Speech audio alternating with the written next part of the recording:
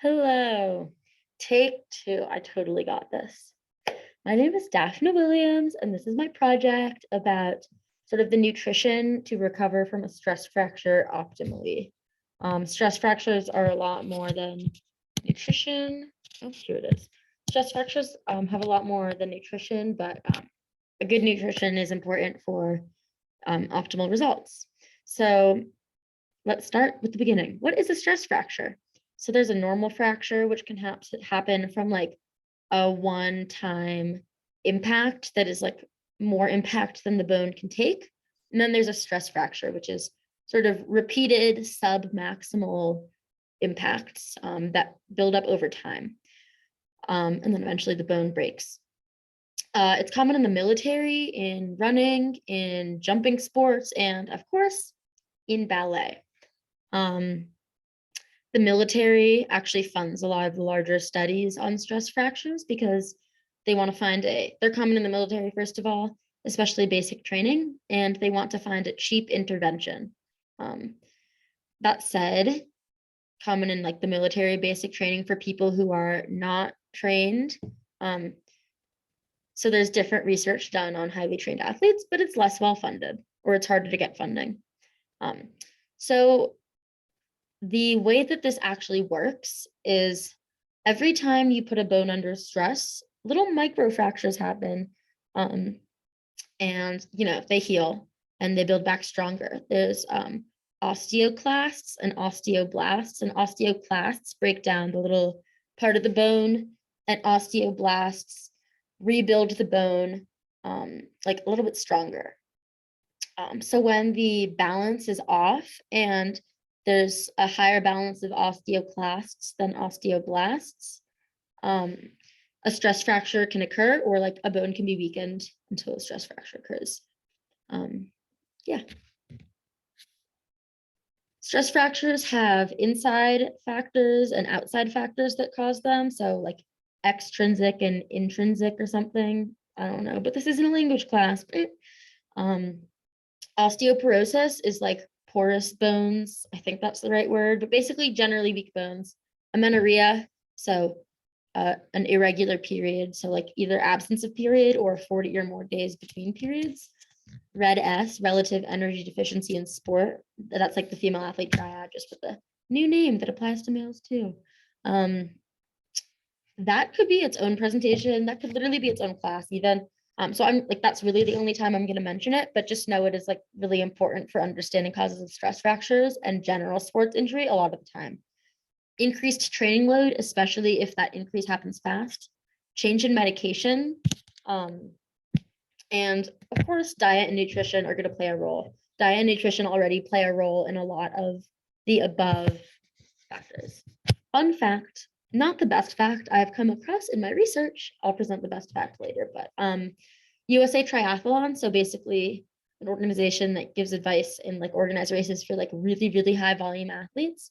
They recommend avoiding protein shakes as nutrition after workouts because there's too much protein and not enough carbohydrates.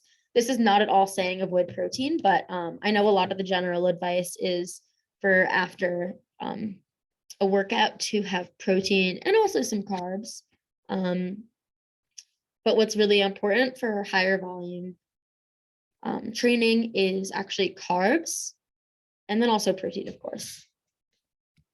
Okay, repairing a stress fracture. Most of that is just going to be time. You have to be patient because it's just a broken bone. But nutrition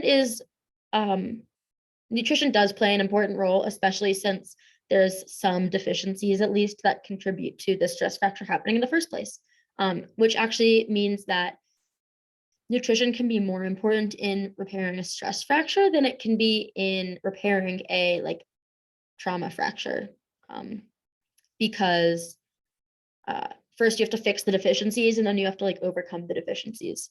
Yeah. Something else is that nutritional needs are going to change a lot, just like especially with macronutrient needs, because activity goes from like a lot to like almost none. So the amount of calories that you need to maintain is definitely a lot lower, but that doesn't mean it's not still a large amount. more on that later. Okay, nutrition for bone repair. So there's two different key components, macronutrients and micronutrients. Michelle Obama is here because she is a queen of nutrition. Couldn't help it, you know. Yeah, macronutrients and micronutrients. You're going to need a caloric surplus. I've mentioned repeatedly already that a lot of the time stress fractures can have to do with a relative energy deficiency. So even if you're eating a lot, you might need even more.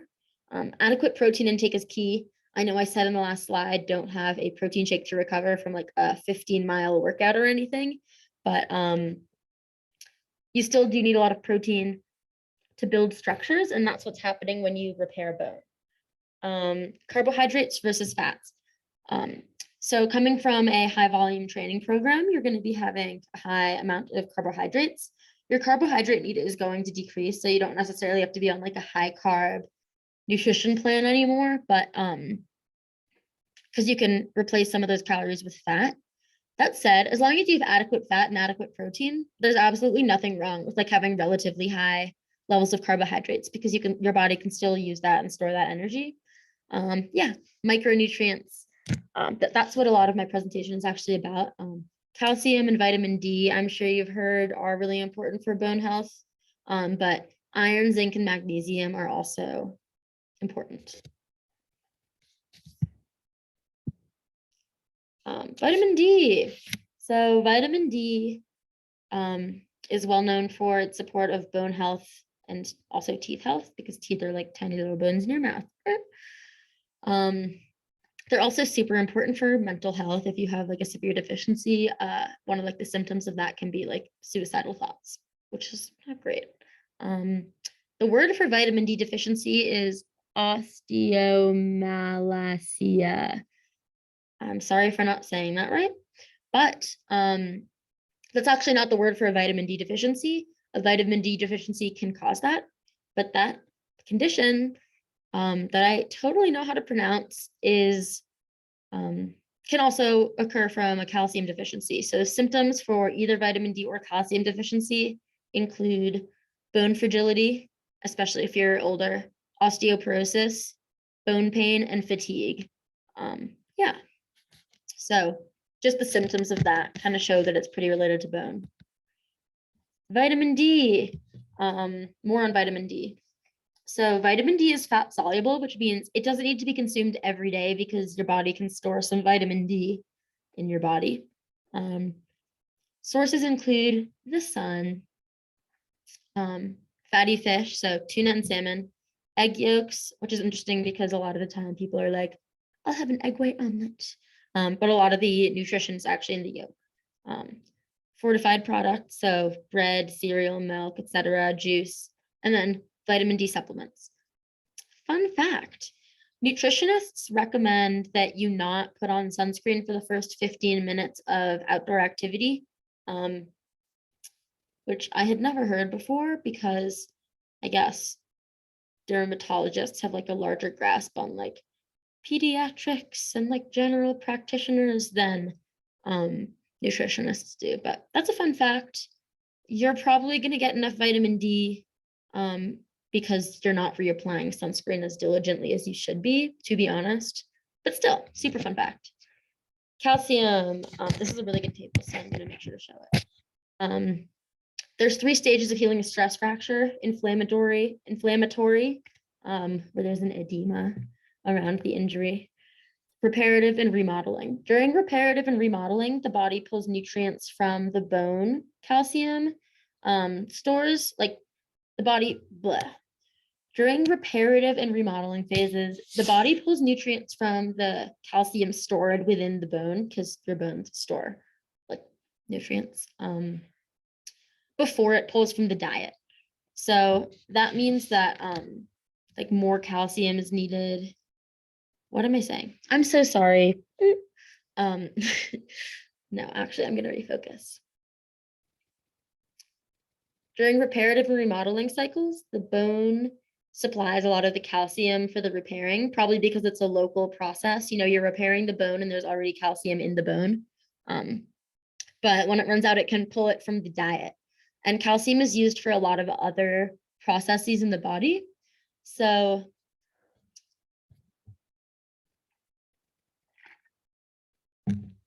you want to make sure more than you would normally without a stress fracture or without any type of fracture to be consuming adequate calcium or even excess calcium, because it's water soluble, I think. Don't quote me on that. Anyways, another great fact about ice cream, this actually is the best piece of research I came across, even though I do love that I don't ever have to drink a nasty protein shake ever again. Milk, bioavailability, basically bioavailability. You can get calcium from a bunch of different foods. Most of it is milk, cheese, tofu, bok choy, actually. So bioavailability is the amount of calcium that you can actually absorb when you eat food with calcium. So bok choy is like the highest bioavailability at 50%. Milk is quite high at 30%. And ice cream actually is pretty high too, at like 27%, and it's not statistically significantly different. So it's basically the same. And I know like milk is, ice cream is made out of milk, but like it's processed differently, and like you never know with like how it's stored and consumed, but it's good news, basically eat ice cream. Okay, now it is case study time. This is a completely made up case study. I made up all of like the numbers and circumstances, so like don't even worry. Let's say, for example, there's a 21-year-old track and cross country athlete who's done the sport for 7 years. And like the only injury that's warranted like actual time off is a rolled ankle. This person's weight has been steady. They have had periodization in their training. So, like rest days in addition to like hold down weeks and also whole weeks off between season. And no real like change in volume, like max volume basically all year. Which, regular menstrual cycle. One lab value is vitamin D, was measured at 39 nanograms per milliliter. For reference, like the general health for like kids at least, and I think adults too, but not like older adults. Anyways, the general non-athletic suggestion is between 30 and 80. So while this value is in the normal range, it's definitely a lot lower than like would be ideal, because I'm sure the needs for so much stress on bones is higher than the low end of the normal range. Also, in case you didn't catch on, this totally made up example happens to have a stress fracture. So what nutritional changes might we make to this individual to ensure a nutritionally sound recovery? As I said before, most of what you need to heal a stress fracture is just time and patience. But you can't do that without a proper diet, or at least like an adequate diet. Earlier, there was like a picture of like a running cookbook, Run Fast, Eat Slow. Super great cookbook, really great like ideas behind it. But basically they say that you can do an A+ job with a B+ diet. So your diet really just needs to be good enough. It doesn't need to be great or even perfect or even great, which is awesome. Oh, one last thing. This meal plan is kind of going to include a lot of repetitive information, but I'm going to lay it out in a way that is like applicable to this made up example case study. So even though it's like review information, it's how to take this general information and apply it to someone's diet, but it's like not too complicated, but it really is a separate part. I'm not just repeating information. Okay, meal plan. So the first thing to know about the meal plan is you have to eat enough calories. I know, Dr. Murphy, you are a big proponent of doing calories last, but I am, I guess, boring or basic or whatever, but I'm doing calories first because that's just how it turned out. Something to note about calories is you still need to eat a lot of calories. Just because your activity level is way down from like stopping all your exercise does not mean that this athlete should not still be consuming a lot of calories.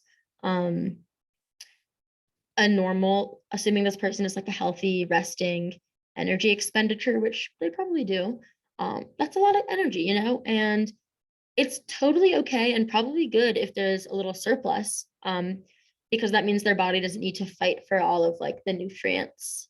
Um, you know, they're like all readily available. And if that comes with weight gain, that is not an issue. Um, Gaining a little bit of weight actually decreases injury risk and is correlated with more long-term success in the sport. And at the Division III level, that's what that's all about. Yes. Vitamin D. So this athlete should increase their vitamin D probably. They're actually already on a vitamin D supplement, which is probably why that vitamin D blood lab level was fabricated in the first place. Yeah, totally made up. Anyways, this athlete should intentionally spend time outside every day, which is really good for mental health as well, since they're no longer spending that time running outside every day. Luckily, that's really easy to do with this nice warm summer. They should continue to take their vitamin D supplement, and they should consume like salmon and tuna because those are good foods for vitamin D. Really interesting. This is a nutrition class, and I was like, this person should spend time outside. It's really interesting how like a nutrient can just be like from the sun, but I guess it makes sense because like photosynthesis exists. So that's really interesting, just as an aside. Calcium. This athlete, like while their calcium levels were pretty normal, I don't really know, and I didn't bother FaceTiming you to find out what the relationship between like overall calcium in bone stores versus like calcium in blood is, because calcium has a lot of other functions in the body. But basically, they probably could have used more calcium. So they should continuously consume calcium-rich foods with a high bioavailability. I mentioned this before. It's summer, it's ice cream season. Keep it up, you know. I'd say at least once a week get ice cream, you know, just to be safe, maybe even more. I don't know. Yeah. And then just a couple more things. I mentioned zinc, magnesium, and iron. These all help like with just the other general functions. Runners already go out of their way to get iron normally, so just keep doing that even though you're not running or doing activity. And zinc can be found in fortified grains, red meat, chickpeas, and magnesium can be found in beans, legumes, and nuts. So that's it, except I did forget to say one thing, which is vitamin D actually helps absorb calcium.